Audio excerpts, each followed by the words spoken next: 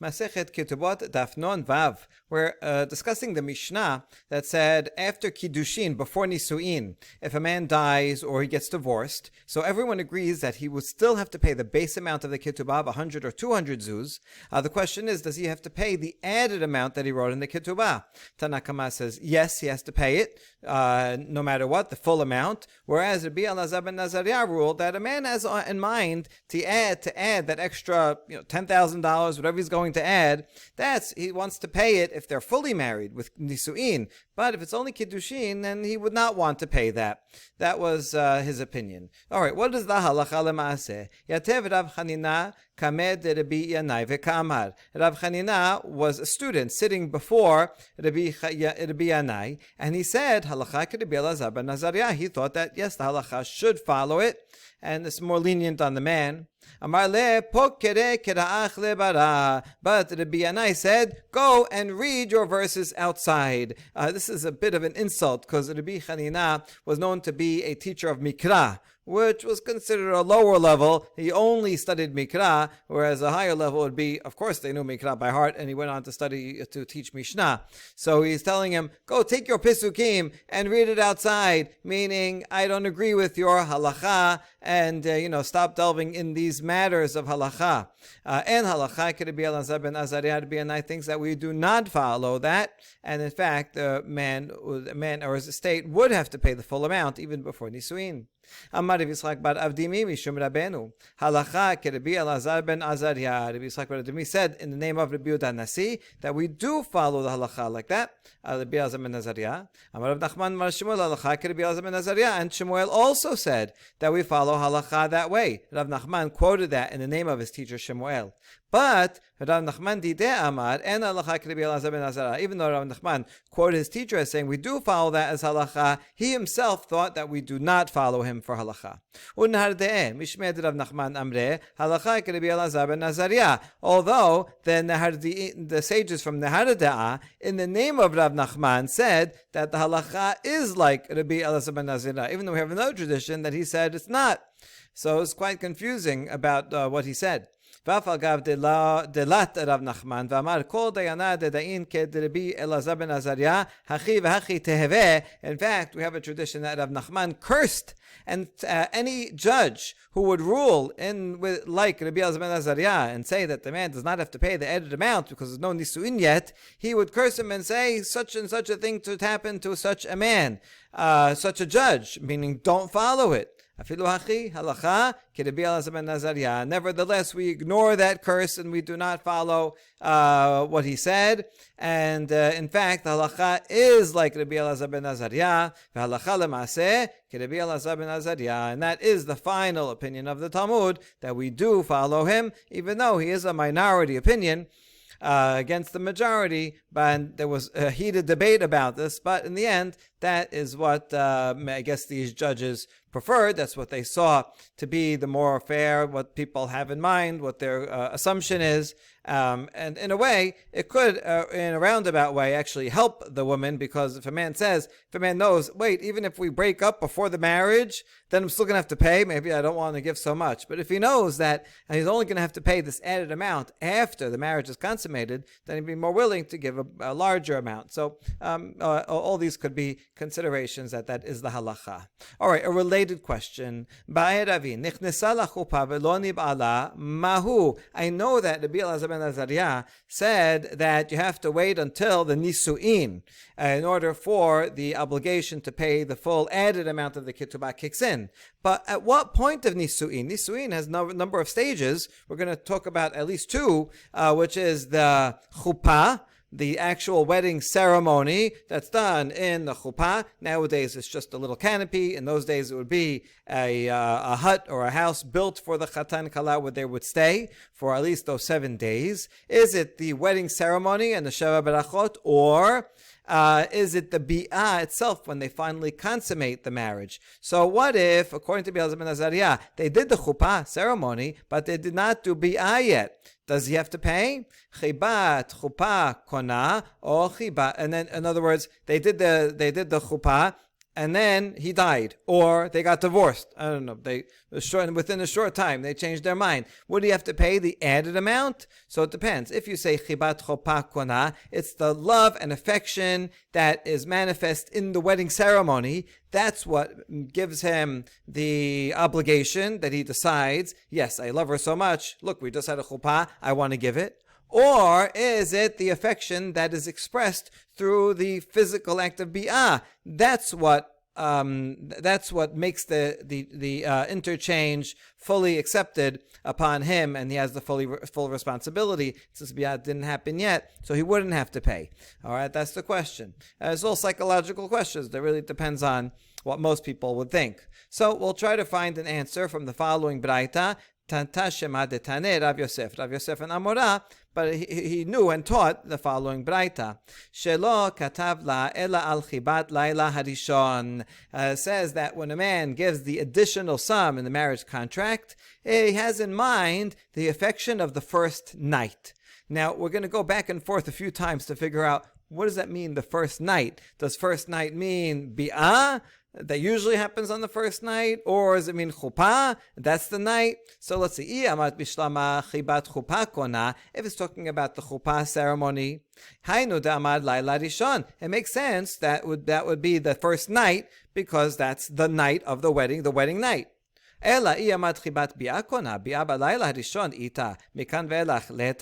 you say think it's talking about the actual consummating of physically of the with bi'ah, so is there always bi'ah on the first night, and after that there is not? In other words, not every couple consummates on the first night necessarily. They may not feel well, they may be shy, and they may push it off to another time. So therefore, the straightforward reading of this baraita, Laila Rishon, is referring to what we know happens on that night, which is the wedding ceremony.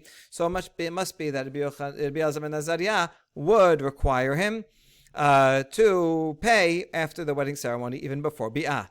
Hold on. Wait, it's the same logic. It doesn't really work with chuppah. Is chuppah always at night? Sometimes you make a chuppah during the day. I wonder if even back then, nowadays, most weddings are at night. Even now, a lot of them are before sunset. And those times, I imagine most weddings would probably be while there's still natural light out. So why are you assuming it's nighttime? Okay. All right, fine. So what do you want to say? It's talking about bi'ah, and is bi'ah only at night and not during the day? Although there is a general law that one should relegate bi'ah to when it's nighttime, but Rava said it doesn't mean actual nighttime. It means that it should be dark. And so if it's daytime, but you put the shades down and it's dark in the room, that's also permitted in the sense of modesty, and people feel self-conscious about themselves when it's too light out. So therefore, Rava says that's fine as long as the room is dark. One can have bi'ah during the day as well. And so really, this is as we have a problem both ways. So kashya orach ar'a kamashmalan tebi'ah laila. So la kashya says, okay, this is not a question about bi'ah. We could read this baraita talking about bi'ah, and it's just talking about the way of the world. The normal way of the world is that usually people have bi'ah in the nighttime. So that's why it's saying the usual. That's why I say laila rishon. Okay, ela chuppah kashya. But weddings, they take place anytime, day and night. So they're not more usual during the night. So right now, it seems that this baraita is saying a man only wants to pay the full amount after bi'ah. But we give a final answer, no chuppah. Chuppah nami la kashya. Kevan distam chuppah lebi'ah kaima, orach ar'a, kamash malan de balayla. No, since usually a chuppah is going to be followed by bi'ah. They're all one long part of the ceremony. And so that's why it talks about, even though it's talking about chuppah, it talks about laila, because even if a chuppah happens during the day, the celebration is going to go on during the day, the afternoon, into the night, and end with bi'ah. So it really could be talking about chuppah and still say laila, because that is the normal way that the whole full ceremony will be consummated at night. And therefore, it's very good, easy to read this baraita that's talking about chuppah, although it's really equally fine that it should be talking about bi'ah. It seems that by ending on the chuppah, we seem to be preferring that baraita seems to read more smoothly as talking about chuppah. Okay, so if so, then it seems that Rabbi Elazar ben Naziah would agree that after chuppah, he would have to pay. With that assumption in mind, we have a follow-up question. If you assume that a regular chuppah, this kind of chuppah, where they are expecting that they'll consummate that night with bi'ah, so the man already wants to give the extra amount at that point of chuppah because in anticipation of bi'ah, but he's already looking forward to it and feels close to her. Well, that's fine in a regular case, but what if you have a chuppat nida? If a woman is nida during the wedding ceremony, becomes a nida or was a nida, and they do the wedding ceremony, and now there's no possibility of consummating, there's no possibility of bi'ah. So is it the chuppah itself, or only a chuppah that will lead to bi'ah that will make him feel that affection that he would want to decide to give the money?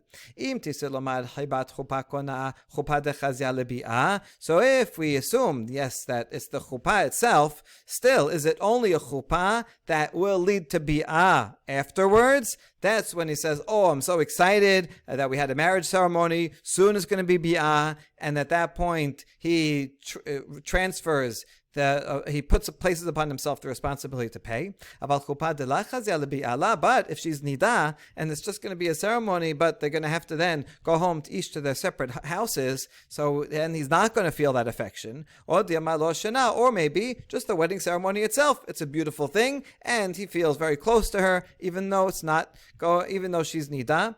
And he still will be feel that affection just as much, and want to accept upon himself the responsibility to pay the full amount of the ketubah. Take this last question we leave standing. All right, now we continue in the Mishnah that says, if a man wants to not pay the full 200 at the beginning, at the outset, right? He asks, would you agree to 100? So this is a problem because this is a basic, either we're going to see if it's a doraita or the Rabbanan law, but this is a basic requirement that he has to pay a bitula 200. So what if they both agree that it won't be so? Rabbi Yehuda says there is a possible way to do that. You can't just write in the ketubah, I'm only giving you 100 to a bitula, because that goes against the basic stipulation of a ketubah. But Rabbi Yehuda has a loophole. He says the man can write, I'm going to give you 200, but she can write a receipt that says I received the 100. That way, the language of the ketubah is proper language, and she, even though she didn't actually receive $1, she can still write I received 100. I mean, it's technically a lie, but it's okay, because it's just her way of saying, I forgive 100 of what you would owe me, and then he would only have to pay the other 100. Okay, so that's Rabbi Yehuda. Now, question. All this is assuming that she writes a receipt. Now, this is a question in general. Should we write a receipt for a partial payment?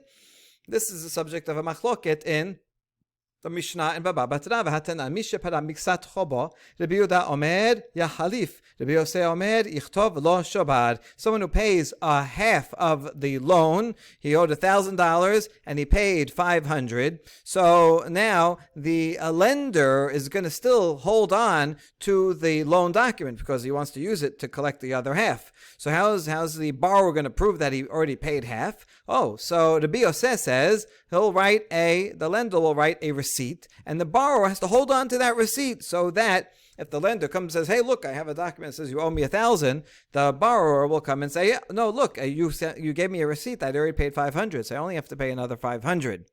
But Rabbi Yosef would say he has to hold on to that receipt. If he loses it, the borrower loses it, then he's in trouble. That's Rabbi Yosef's opinion. But Rabbi Yehuda there says, no, don't write a receipt, but rather, ya Khalif, you should exchange the original promissory note, rip it up, and write a new one just for 500. Because Rabbi Yosef doesn't like the idea of relying on a receipt.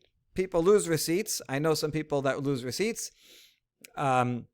I'm married to one of them. But since people lose receipts, it's not fair to the borrower that just because he lost the receipt, now he's going to have to pay again. So Rabbi Yehuda says we don't write receipts. So here's a contradiction in the Mishnah. He says we do write receipt. She writes a receipt. And gives it to him. But in the Mishnah B'Batra, he says we don't write receipts. How do we conclude? How do we resolve this? In the case of a Ketubah, we're talking about where the receipt is written in the Ketubah document itself. It's not a separate it's not a separate thing that you can lose. In other words, either somewhere on the margin you'll write she will sign and say, oh, he gave me 100. Or, since this whole thing is happening actually at the time of the writing of the Ketubah, this is not subsequent. With a loan, at the time of the loan, says you owe 1,000. And then sometime later, 6 months, a year later, he comes and pays 500. In this case, we're talking about where at the time of the Ketubah, they negotiate, and she says, okay, you know what? You only have to pay me 100. I'll agree to say that you paid me 100. In that case, while you're writing the Ketubah, you could write it all within the language of the Ketubah itself to say, the man says he will give, she's a betulah, he will pay her 200, and he already paid her 100. And so therefore it can't get lost. So in the case of a Ketubah, Rabbi Yehuda would not worry about it getting lost. In the case of a loan, he would worry about it getting lost, so that would solve the problem. That's Rabbi Yirmiya's solution. We have a different solution by Abaye. Amar, even if it's not written in it. All right, this Mishnah didn't say anything about writing it inside the language of the Ketubah, so I can explain it in a simpler way. Tebarta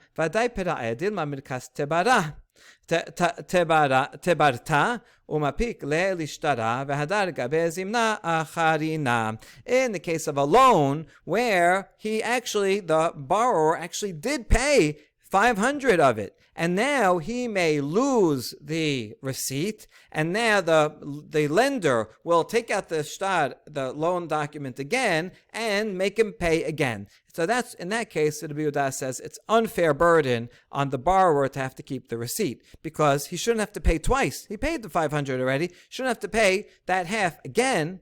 But regarding the Ketubah, Vadaya Havla, did the wife really give the 100, half the amount for a betulah, to him? She actually never gave it. She's just saying she gave it as a way of saying he only has to pay another 100. But he never paid her that amount. The man never paid her that amount. Milta ba'alma hidamrale. She's just saying that to get him off the hook of paying her. So not today. In that case, she is like the lender, and he is like the borrower. If the husband holds on to that receipt, good. So then he won't only have to pay another 100. Ilana today. If the husband does not hold on to the receipt, so he's losing out himself. In other words, since the husband never actually paid the 100 in the first place, so she's doing him a nice favor by giving him a receipt for 100 that he never paid. So she's doing a nice thing. If and then he loses it and has to pay it, well, that actually was his basic responsibility as a husband to pay 200. So it's really no big loss on his part. We would really prefer that he paid the 200 like all husbands should. And so there, in that case, Rabbi Yehuda doesn't mind giving that burden on the husband to have to hold on to that receipt. All right, Bishlama Abaye lo amar Rabbi Yirmiyah. How we understand Abaye's answer and why he would not agree with Rabbi Yirmiyah's answer, because our Mishnah does not say that Rabbi Yehuda only agrees if you write the receipt within the loan document. It doesn't say anything about that. You're adding a stipulation that it doesn't say. So that's why he prefers his own answer. How come Rabbi Miyah doesn't like Abaye's answer? This was a very good point. He never actually paid it, so let him have the responsibility of holding on to the receipt. And the answer is, Rabbi Yirmiyah says, Gizera shovar dehacha atu shovar de alma. We're worried that, even though you're right, in this case, it would be okay to make him write a receipt. If you permit it in this case, then people will come to say, oh, you can write receipts. It's fine to put that burden on the borrower, and then they'll do it in other cases as well. And so that's why we want to say, you know what, we don't like this whole deal of writing receipts. So we're going to make a blanket thing across the board that you have to write a new loan document. Unless if it's in the shtad itself, in the ketubah itself, well, that's okay. But otherwise, no receipts. All right, Ta'ama de Ketubah le aval al peh la. Further questioning into the Biuda's opinion, it says that she has to write the receipt for him that says that she collected the 100. But if she said it verbally she says, oh yeah, I agreed that it's okay. I paid him 100. That would not be sufficient, and we would require the husband to pay the 200 because that's his fundamental obligation, and we would not rely on an oral statement to allow him not to pay. So, question: Amai davashimamonhu v'shaminan l'Rabbi Yehuda davashimon tenot kayam. This is a monetary matter, and we have another statement of Rabbi Yehuda where he says, if it's a monetary matter, in a very, very similar situation, also regarding ketubah, even if you just say it verbally, that stipulation is valid. Where do we see that? The Tanya, this is a Baraita, happens to be a Tosefta also. It says, Hamed Isha, Hadat Mikudeshet li, Amenat, She'en lich alai she'er kesut ve'ona. Until now, we've been talking about the basic ketubah payment of 100 or 200. In this case, he says, you're going to be my wife on condition that I am not paying for your food, for your clothing, and I'm not providing conjugal rights. This Harezo Mikudeshet, it's a valid Kiddushin, Utenao Batel, Dibre Rabbi Meir. But according to Rabbi Meir, we ignore the condition. They are married, and he will have to pay for her food and clothing and give her conjugal rights anyway. Because a person, En Adam Matneh, Al Davar Shekatuv BaTorah, one is not allowed to make a condition against something in the Torah itself. Right? It's just null and void. Since we all promised on Har Sinai, we're going to follow the Torah, so that's the original condition. Therefore, you cannot follow it up even 2,000 years later with another condition that says, no, I'm not going to do that. So therefore, that condition is null and void. It is a marriage. You have to pay everything. That's the opinion of Rabbi Yehuda. However, Rabbi Meir. However, Rabbi Yehuda omer b'davar shebemamon tenao kayam. When it comes to monetary things, then his condition is fine, right? Maybe not for ona, which is not a monetary thing, but for monetary things, anyone can make any condition, and she says, I forgave that, so that is valid. So here we see that Rabbi Yehuda thinks that making a verbal condition on something that has to do with monetary is valid, whereas up here, our Mishnah says that she has to write it down, from which we infer that if she just verbally forgave or said that she was paid 100 out of the 200, then the condition does not stand. How do we resolve this contradiction?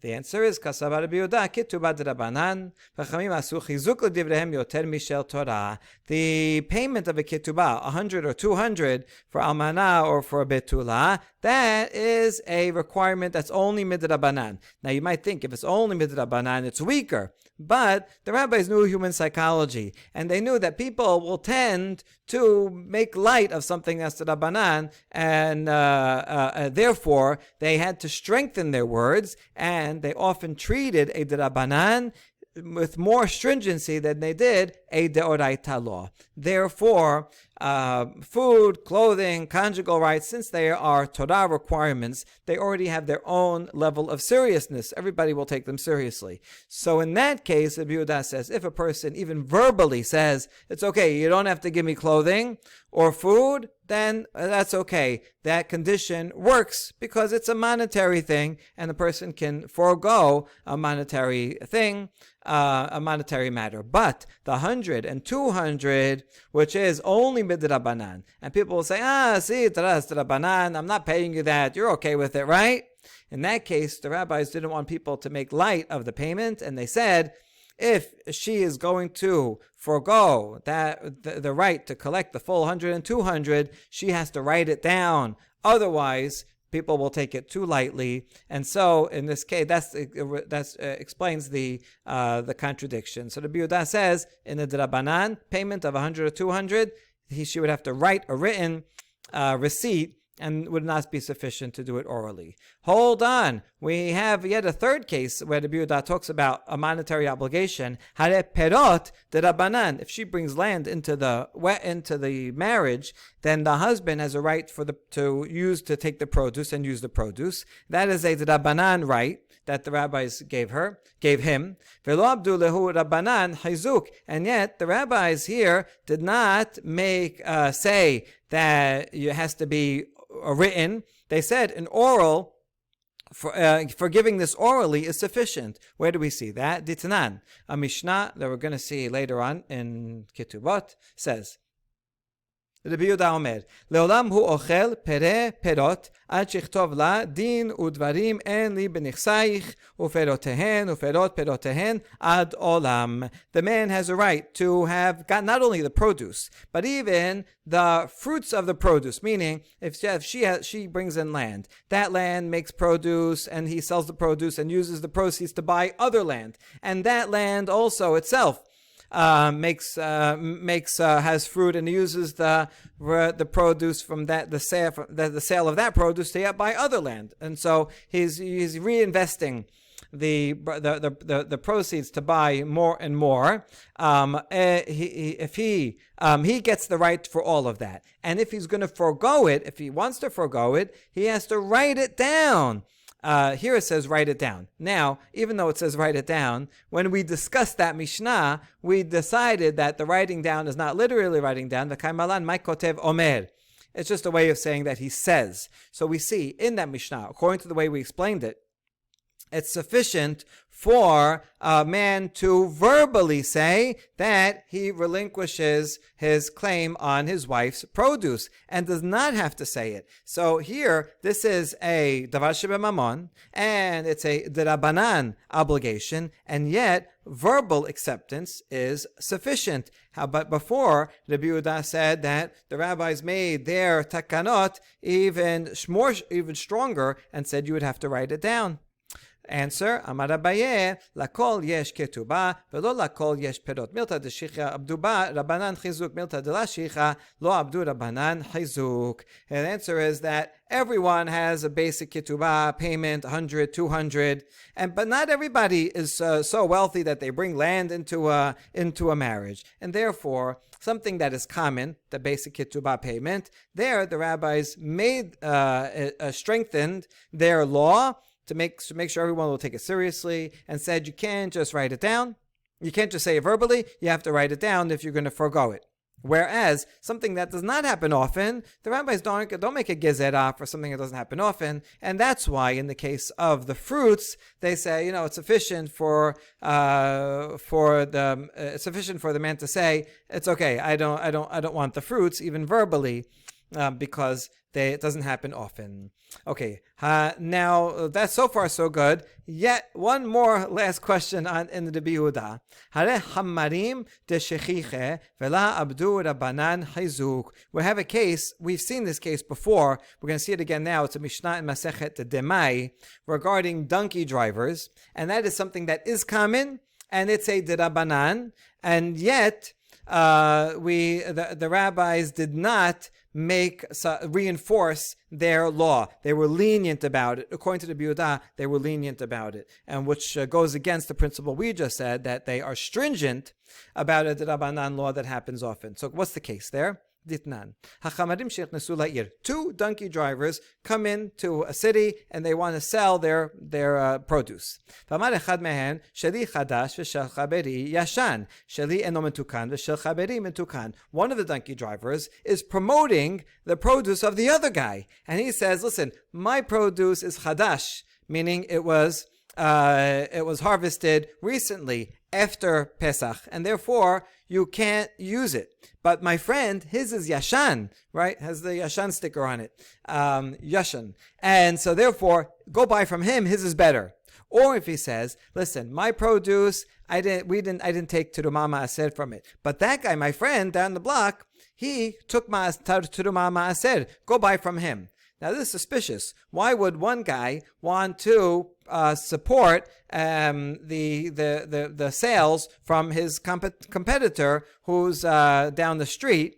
So therefore we say, Tanakama says, En ne'emanin. We do not believe him. We think they're in collusion. What they do is they switch off. In every city they go to, right, if this guy says, go buy from him, go from him, they split the profits. They go to the next city and he'll say to the other guy, go buy from him, and they'll split the profits. So they're just using each other as like, good cop, bad cop. So therefore, we do not believe him, and we do not assume, since they're Ma'aretz, so we can't trust them that their produce actually, they took to the Ma'aser. I mean, you can buy from them, but you'll still have to take to the Ma'aser. You'll have to assume that it's Chadash, and wait till after the Omer to eat it. Okay, Rabbi Yehuda Omer, Ne'emanim, but Rabbi Yehuda disagrees and says, we can believe him, right? If he says so, even though there is some reason to be suspicious, we're lenient. It's only the Rabbanan, right? Because after all, this is all Demai. These are Amei Haaretz. Maybe they did take to the Ma'aser. Maybe they didn't. Most Amei Haaretz do take to it, but we're just Machmir to make sure that they didn't. So how come over here, where it says the Rabbanan, and it's just words, we are Machmir, whereas in the previous case we said, if it's a Rabbanan, that happens often, then we are Machmir. In this case, he is Mekel. Samar Abaye, Vaday de Divrehem, Abdul Rabbanan Chizuk. Safek de Divrehem, Lo Abdul Rabbanan Chizuk. Abaye explains that if it's something that is something for sure, there the rabbi said they're going to make a Chizuk. And something for sure is the sum in the marriage contract that the man has to pay, and we want to make sure that he really pays it. So if she writes down that she received 100, fine. But if she only said it verbally, then this is going to make it too weak, and so not good. But our case of Demai is Safek. The rabbis instituted this just because we're not sure if it's Terumah Ma'aser. But it could be very likely that they did take Terumah Ma'aser, and therefore they did not go to that extent to strengthen their words and say we're not going to believe a person who says that he took to the Ma'aser, especially if he says the other guy took to the Ma'aser, which generally is more believable than saying about himself. So there's a difference between a Drabanan and a Safek. A Safek is even less, whereas this is, even though the amount of the Ketubah, 100 or 200, is Drabanan, it's still something that for sure he didn't pay, and we want him to pay. Rava says something similar. Amai b'demai hekelu. Regarding demai, we're lenient because the whole law of demai itself is a stringency. Most Ma'aretz do separate to the Ma'aser. And so since the whole thing is a rabbinic extra stringency, we can be more lenient than we are in other laws. All right, that's all for Rabbi Yehuda. Now we move to Rabbi Meir. Omer kol hapochet. He says that anytime you try to make a condition and you say, listen, I'm going to get married, but you only get 50, you only get 100, and he's not going to pay the full amount. In all those cases, their bi'ah, if they do get married and have bi'ah, is considered bi'ilat zinut. In other words, he is not allowed to make such a condition. Okay, since Rabbi Meir is arguing on Rabbi Yehuda, it seems that he would say, even if you use this receipt system, it still wouldn't be allowed. Although it doesn't say that explicitly. Okay, kol hapachot afilu bitna'ah. Kol hapochet afilu bitna'ah. So the language that he uses is anyone who reduces the amount. And so that means even if he makes it a stipulation and she agrees to the stipulation, nevertheless we consider it a Beilat Zinut. So let's analyze. Alma kasavar tenao batel ve'it la. So we can understand, according to the Bimeir, when he says, I'm only going to give you 100 to a betula, the condition is null and void, and he does have to pay. In other words, the marriage is in fact a good marriage. You can't say that it's no marriage at all. They are in fact married, and he will have to pay the full amount. We ignore the condition. So why do we call it Be'ilat Zenut if they're married? Since he told her, I'm only giving you 100, she in her mind isn't quite sure, am I going to get the 200? Am I going to get the 100? And because she has reservations about her getting the amount, and so she is uneasy. In her mind, she considers it like a Be'ilat Zenut. In fact, they will be married, but it's causing her to make it like a Be'ilat Zenut. Okay, so that's how we're explaining it to be Me'ir, not that it is actually Be'ilat Zenut to the extent that it would not be a marriage at all. Now we ask about an apparent contradiction between this statement of Rabbi Meir and something else he said. Rabbi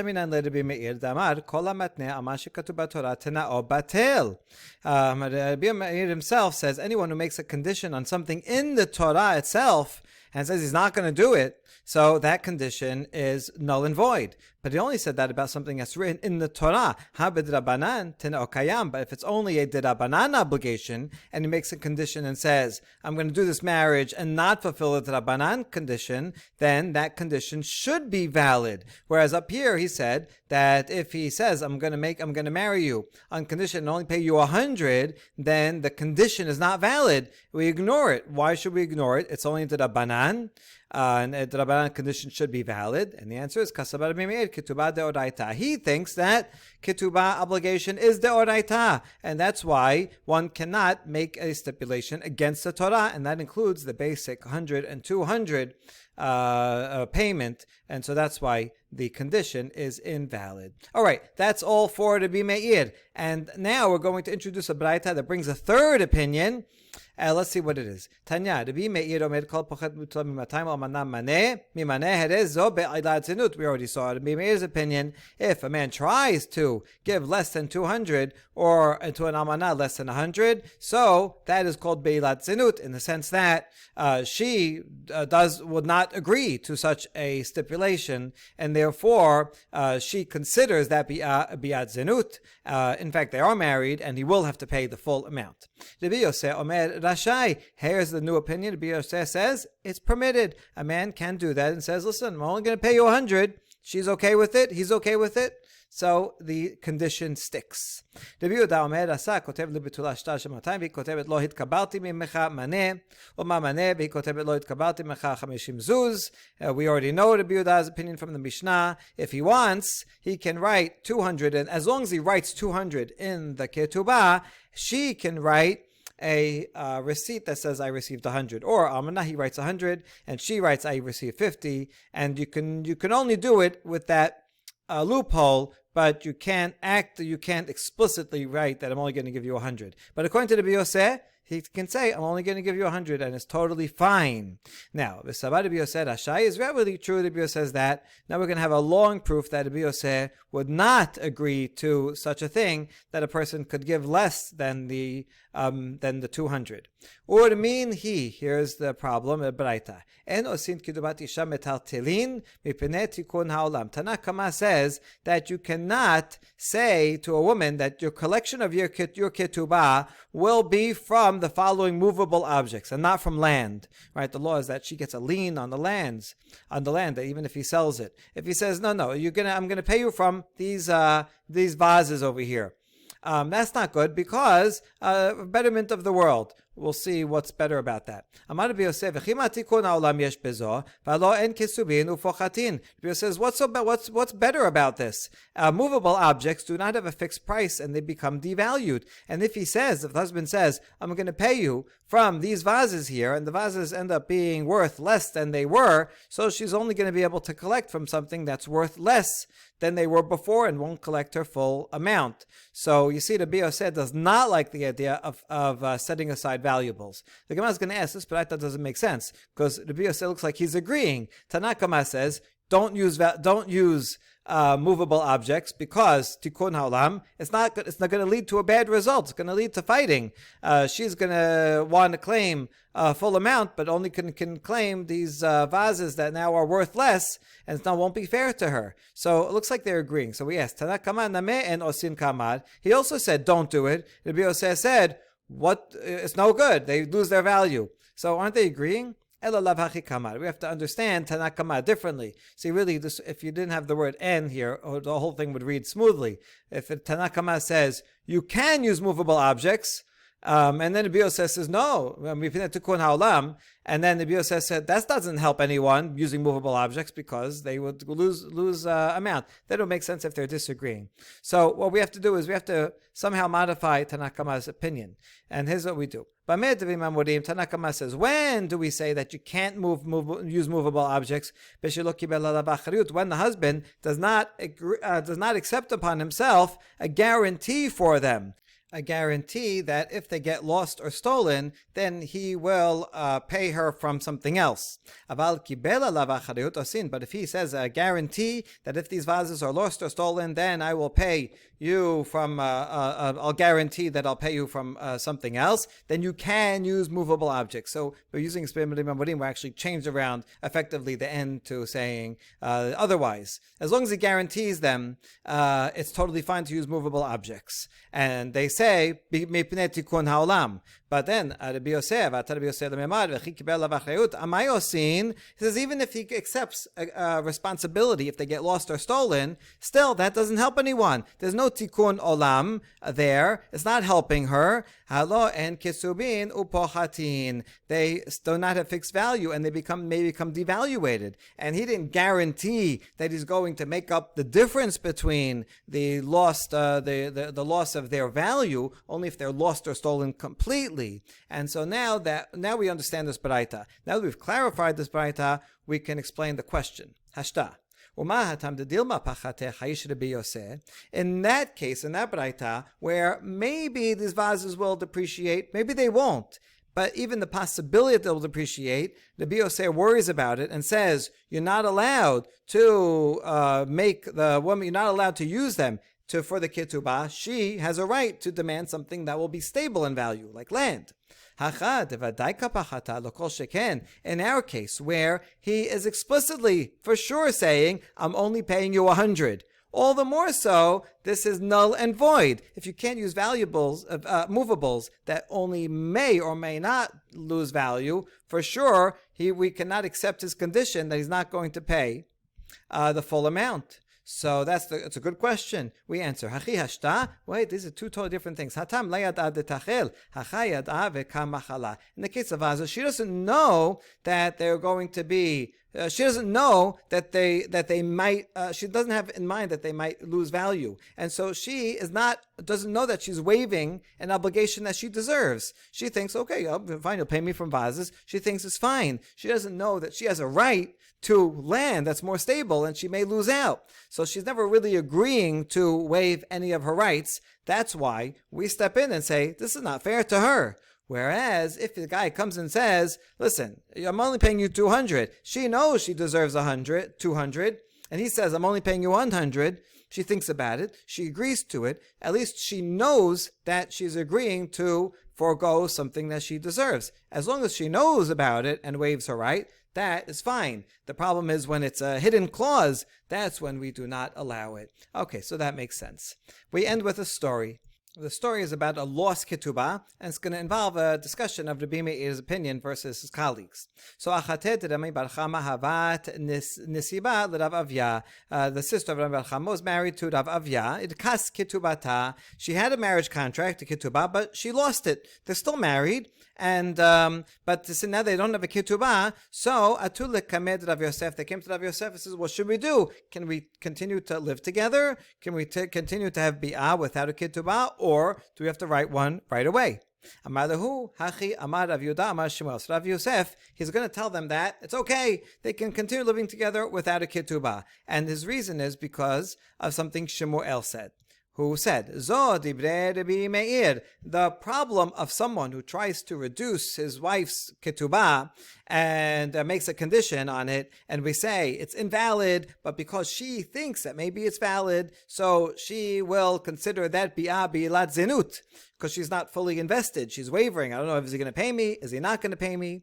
So if we apply to Rabbi Meir's logic, it would apply equally to a woman who lost her ketubah. She also isn't sure. Now the truth is that even if you don't have a ketubah, even if a man never wrote a ketubah, or she lost her ketubah, he's still going to have to pay the amounts, because we saw this is a condition of the Beit Din. They said anyone who gets married has to pay these things no matter what. So he will have to pay. But because she lost it, she is not sure. Is he going to pay me with it or without it? And because she's not sure about it, even though they're married, they didn't get divorced yet, but she's still just thinking about it, so she's not fully invested, and she doesn't consider the bi'ot that they will have to be within marriage, because she says maybe this marriage is shaky, and she will consider it like bi'ilat zinut. Therefore, according to the Rabbi Meir, one is not, just like one is not allowed to have a condition that he's going to pay less, one cannot remain married if she doesn't have a ketubah, because she will consider those bi'ot to be bi'ilot zinut. So according to Rabbi Meir, we would have to write one right away. Aval chachamim omrim, masher et ishto shetayim b'shalosh shanim belo ketubah. According to the sages, however, it's okay. You lost your ketubah, you can go. It's all right. You can remain with your wife and be together for 2 or 3 years, even without a ketubah. Because if he does die or they do get divorced, he'll have to pay it anyway. She's not really losing anything out. And, and if he tries to make, just like if he tries to make a condition, doesn't work, so without a ketubah, he has to pay no matter what, and it's okay. So therefore, Rav Yosef, quoting Shemuel, says, it's all right, you don't have to, it's all right. When you get a chance, write a ketubah, but it's all right if you don't for a while. Amar l'Abaye, Abaye tells Rav Yosef, V'ha amar Rav Nachman, amar Shemuel, halacha k'Rabbi Meir b'gzerotav, yachi zil ketob la. Rav Nachman, Abaye said, yeah, you're quoting Rav Nachman, the name of Shemuel. You quoted Rav Yudah, name of Shemuel, but Rav Nachman said the name of Shemuel, so Shemuel also said that halacha is like Rabbi Meir. So although you're right, according to Chachamim, they could go on without writing ketubah, halacha does not follow Chachamim, halacha follows the minority opinion of Rabbi Meir when it comes to his decrees, and that includes this. So we make a decree that this is like bi'ilat zinut, and without her assurance, her feeling confident that she will be able to collect the ketubah, she is thinking of these biot as bi'ilot zinut, so therefore one cannot remain married without a ketubah. So when Rav Yosef heard that from Abaye, he said, okay, you're right, so go and write a ketubah for her. And this is the halacha l'maaseh today. If someone loses their ketubah, they should write a new one immediately. This happens. There is a form of a lost ketubah form that is available, and anyone who has, if you can't find your ketubah, should ask a rabbi and fill out a new ketubah form. Baruch Adonai Leolam, Amen ve'Amen.